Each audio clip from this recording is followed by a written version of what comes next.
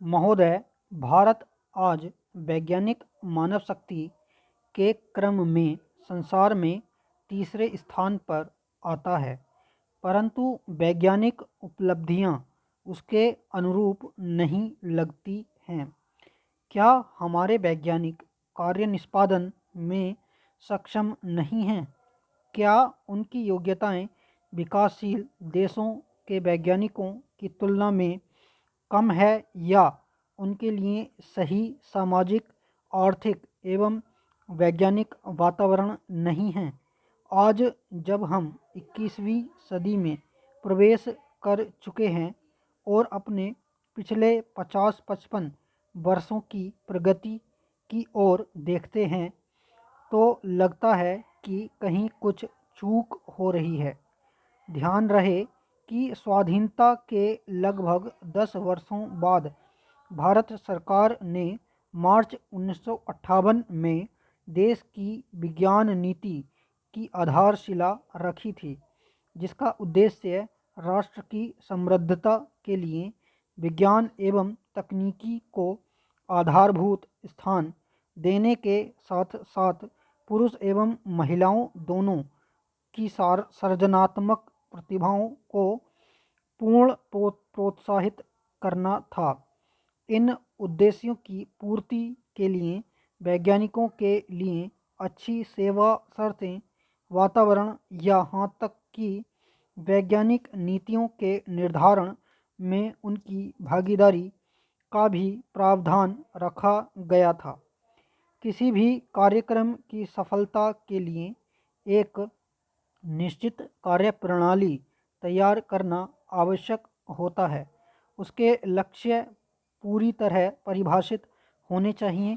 सभी कार्य, चाहे वे मौलिक शोध, विकास या अनुप्रयुक्त शोध से संबंधित हों, मूल लक्ष्य की प्राप्ति की दिशा में ही किए जाने चाहिए।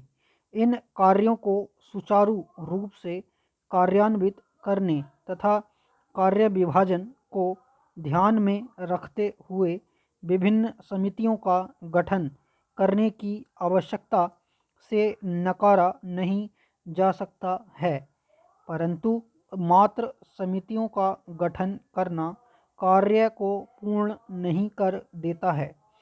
समितियों की जिम्मेदारी तय की जानी चाहिए, उन्हें कार्य करने के स्तर पर आवश्यक अधिकार एवं स्वतंत्रता दी जाए और फिर सफलता एवं विफलता दोनों के लिए बराबर का भागीदार माना जाए।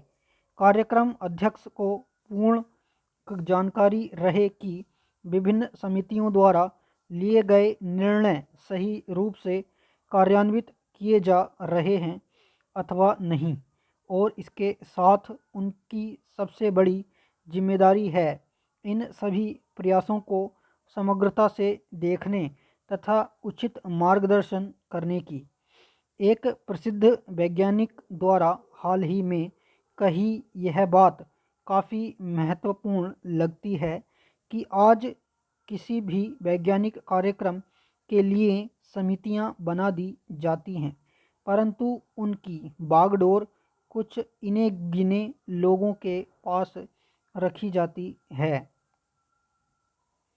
महोदय, इन समितियों के संदर्भ में जैसा ऊपर कहा गया है कि कुछ चंद वैज्ञानिकों को ही हर समिति में रख लिया जाता है, वे अपने कार्यों में पूर्ण रूप से ध्यान केंद्रित नहीं कर पाते हैं।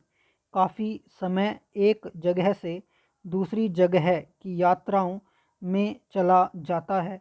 आखिर उन वैज्ञानिकों की अपनी अपनी सीमाएं हैं।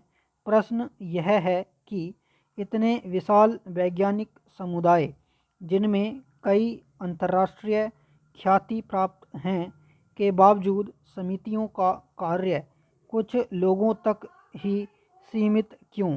अभी हाल ही में प्रसिद्ध वैज्ञानिक भारतीय प्रशिक्षण अनुसंधान केंद्र के निदेशक ने इस ओर स्पष्ट शब्दों में संकेत दिए हैं कि वैज्ञानिक मानव शक्ति का इष्टतम उपयोग नहीं हो पा रहा है। इसलिए आवश्यक है कि ऐसी संस्थागत प्रणाली तैयार की जाए ताकि अनुसंधान एवं विकास में लगे वैज्ञानिकों और औद्योगिक इकाइयों में अधिकाधिक पारस्परिक विचार विमर्श के साथ साथ एक मधुर तालमेल भी बैठ सके। प्रश्न किसी को दोषी ठहराने का नहीं है, बल्कि राष्ट्रीय हित को अहम समझते हुए कार्यक्रमों के दौरान आ रही कठिनाइयों को हल करने का है। वैज्ञानिक उपलब्धियों में जो अपेक्षित प्रगति नहीं हो पा रही है, उसके लिए एक और नीतियों तथा उनके कार्यान्वयन में कुछ कमियां हैं, तो दूसरी ओर वैज्ञानिकों के कार्य के प्रति व्याप्त उदासीनता भी है। इसके लिए सक्रिय वैज्ञानिकों तथा नौकरशाही के बीच उपस्थित बड़ा भेद कुछ हद तक जिम्मेदार कहा जा सकता है। किसी भी राष्ट्र की विज्ञान और तकनीकी की प्रगति इस बात से नहीं आंकी जाती है कि उसके प्रबंधन नौकरशाही का स्वरूप कितना बड़ा है, बल्कि उसके शोध कार्यों की गुणवत्ता कैसी है। नौकरशाही की अपनी भूमिका है, परंतु जब वह शोध एवं विकास कार्यों की महत्ता को नज़रअंदाज करके अपने ही स्वरूप को बढ़ाती चली जाए, तो यह सबसे बड़ी दुर्भाग्यपूर्ण बात बन जाती है। शायद यही कारण है कि आज वैज्ञानिकों की रुचि वैज्ञानिक कार्यों से हटकर प्रशासनिक कार्यों की ओर बढ़ रही है।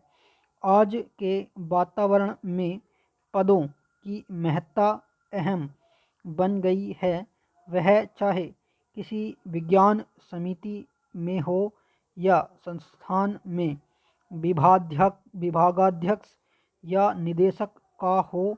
काफ़ी आकर्षक होते हैं, क्योंकि एक ही योग्यता वाले दो वैज्ञानिकों में से एक जिसके पास पद है, वह दूसरे के मुकाबले वर्तमान प्रणाली में अत्यंत महत्वपूर्ण बन जाता है। यह विज्ञान की प्रगति में बाधक है।